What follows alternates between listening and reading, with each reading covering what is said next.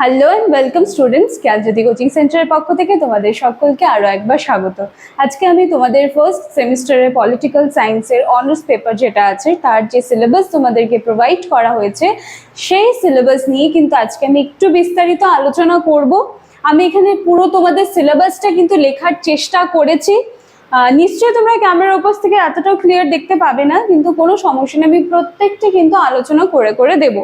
ঠিক আছে, এর পরবর্তীতে যখন আমাদের ক্লাসটা শুরু হবে তখন এখানে যে দেখো মানে ইংলিশে দেওয়া আছে, অনেক স্টুডেন্টসরা এমন আছে যাদের কিন্তু ইংলিশে দেওয়া থাকলে তার বাংলার টার্মটা বুঝতে অসুবিধা হয়।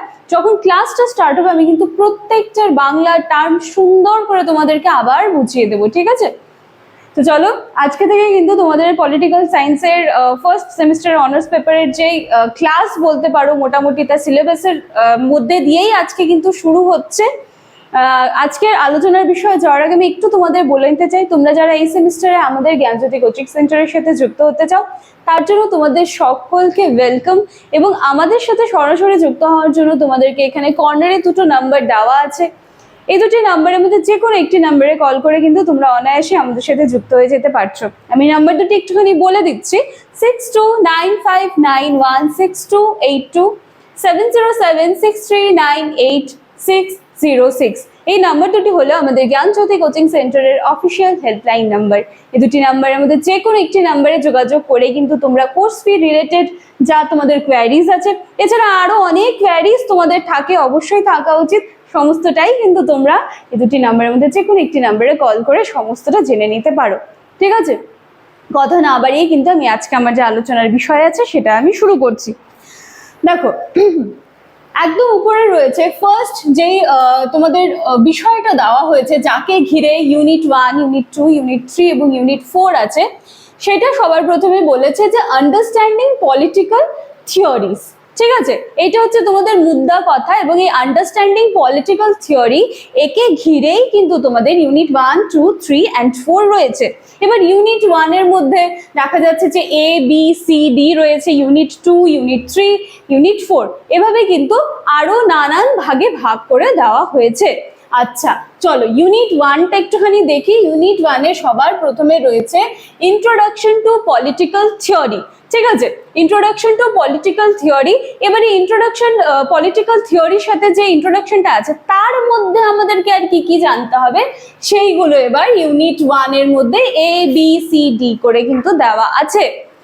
এতে দেওয়া আছে পলিটিক্যাল থিওরিজ, যেটার মধ্যে তোমাকে কিন্তু definitions, nature, scope and evolution, ঠিক আছে, এ সমস্ত কিছু তোমাদেরকে পড়তে হবে। এছাড়া হচ্ছে political theory, political ideology, political philosophy এবং পলিটিক্যাল থটস গুলো কিন্তু ইউনিট 1 এর এতে তোমরা চলে আসছে, যেটাকে রাজনৈতিক তত্ত্ব এবং এটার সংজ্ঞা, প্রকৃতি, সুযোগ, বিবর্তন, রাজনৈতিক তত্ত্ব, রাজনৈতিক মতাদর্শ, রাজনৈতিক দর্শন এবং রাজনৈতিক চিন্তাধারার মধ্যে যে পার্থক্য, সমস্তটাই কিন্তু তোমাদেরকে এখানে কমপ্লিট করতে হবে। আচ্ছা, এরপরে দেখো বি তে কি আছে? Approaches to political theory. এটার মধ্যে রয়েছে নরমেটিভ, হিস্টোরিক্যাল, মার্কসিস্ট, এম্পিরিক্যাল। ঠিক আছে, এই বি এর মধ্যে এগুলো তোমাদেরকে কমপ্লিট করতে হবে, যেগুলোর মধ্যে আদর্শিক, ঐতিহাসিক, মার্ক্সবাদী এবং অভিজ্ঞতামূলক যে ব্যাপারগুলো রয়েছে সেই সমস্ত অ্যাপ্রোচেস অফ পলিটিক্যাল থিওরি গুলো কিন্তু কমপ্লিট করতে হবে, যেটা ইউনিট 1 এর বি তে দেওয়া আছে। ঠিক আছে, এরপরে দেখো সিতে আছে কি? বিহেভিয়ারালিজম এন্ড পোস্ট বিহেভিয়ারালিজম, মানে যেটা আচরণবাদ আছে সেই ব্যাপারটা।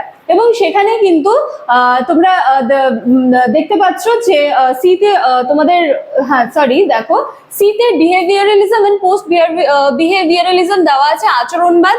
এবং এরপরে ডিতে, ঠিক আছে, ডিতে রয়েছে decline and resurgence of political theory with special reference to the contributions of David Easton, Alfred Cockburn, Dante Germanio, Leo Strauss, ঠিক আছে, এবং প্রমুখরা।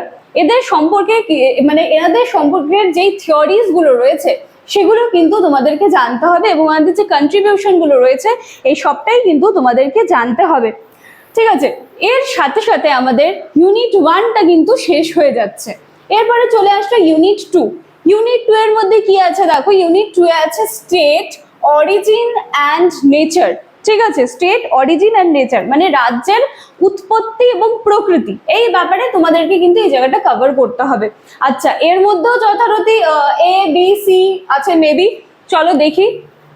এতে আছে meaning and elements of state, এবং এটার মধ্যে তোমাদেরকে কমপ্লিট করতে হবে difference between state, Nations, society. ঠিক আছে, ইউনিট 1 এর মধ্যে যেটা আছে সেটার মধ্যে তোমাদেরকে difference between state, nation and সোসাইটিটা কমপ্লিট করতে হবে।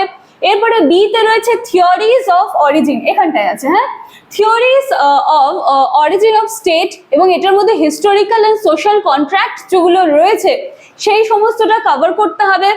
এরপর রয়েছে theories of nature and state, এবং এটার মধ্যে কিন্তু আইডিয়ালিস্ট, লিবারাল এবং মার্কসিস্ট এই ব্যাপার তিনটা কিন্তু চলে আসছে ইউনিট 2 তে। আচ্ছা, এরপরে দেখো সি তে কি আছে, theories of nature of state. আচ্ছা, এটা আমি বলে দিলাম। বিতে আছে হচ্ছে সোভারেন্টি, এর মধ্যে হচ্ছে monistic and pluralistic theories, changing concept, এই কনটেক্সট অফ গ্লোবালাইজেশন, এই পুরো ব্যাপারটা কিন্তু তোমাদের এটার মধ্যে চলে আসছে সি এর মধ্যে। আচ্ছা, হ্যাঁ সরি, এটা ডি এর মধ্যে ছিল, ঠিক আছে, ইউনিট 2 এর ডি এর মধ্যেই পুরো ব্যাপারটা ছিল। এবার চলে আসছে তোমাদের ইউনিট 3। ইউনিট 3 এর মধ্যে তোমাদেরকে কি কনসেপ্ট অফ পলিটিক্যাল থিওরিজ যেগুলো আছে তার কনসেপ্টগুলো কিন্তু ক্লিয়ার করতে হবে, এবং এটার মধ্যে তোমরা ইকুয়ালিটি, ডেফিনেশনস, ডাইমেনশনস, মাত্রা, সমতা, সংজ্ঞা যেটা বলেছে এই পুরোটাই কিন্তু তোমরা পেয়ে যাচ্ছ। এরপরে ইউনিট 3 এর বি তে বলেছে লিবার্টি, এটার মধ্যে ডেফিনেশনস এন্ড ক্লাসিফিকেশনস আছে। এরপরে রয়েছে সি তে জাস্টিসের ডেফিনেশন পড়তে হবে, ঠিক আছে, এবং ডি তে চলে আসছে যে inter relationship between equality, liberty and justice. ঠিক আছে, যখন ক্লাসটা আমাদের শুরু হবে প্রত্যেকটি টপিক যেভাবে আমি বিস্তারিতভাবে আলোচনা করব তার সবার আগে আমাকে আরো ভালোভাবে আলোচনা করে দিতে হবে যে এই প্রত্যেকটা টপিকের বাংলা মানে কি। এছাড়া যাদের বাংলাগুলো জানা আছে, যাদের ইংলিশ টার্মটায় অসুবিধা হয়, আমি তাদের জন্য কিন্তু সেভাবেও বোঝানোর ব্যবস্থা করব, এবং প্রত্যেকটা টপিকের যে কনসেপ্টগুলো আছে সেটা যতটা সহজ ভাষায় সম্ভব হয় আমি কিন্তু তোমাদের বুঝিয়ে দেওয়ার শত চেষ্টা করব। ঠিক আছে, এরপরে দেখো ইউনিট 4 এ আছে ইস্যুস ইন পলিটিক্যাল থিওরিজ। ঠিক আছে, পলিটিক্যাল থিওরিজ এর মধ্যে নানান ধরনের যে ইস্যুস গুলো রয়েছে সেটা তোমাদের ইউনিট 4 এ কমপ্লিট করতে হবে। এটার মধ্যে তোমরা লিবারালিজম পাবা, এবং এইটার মধ্যে এভলিউশন এন্ড ক্যারেক্টারিস্টিক্স চলে আসছে। সোশ্যালিজম, ওটার মধ্যে এভলিউশন এন্ড ক্যারেক্টারিস্টিক্স আসছে। ঠিক আছে, সিতে ন্যাশনালিজম, ওটার মধ্যে মিনিং অ্যান্ড ক্যারেক্টারিস্টিক্স চলে আসছে, এবং মাল্টিকালচারালিজম এটার মধ্যেও কিন্তু মিনিং অ্যান্ড ক্যারেক্টারিস্টিক্স চলে আসছে।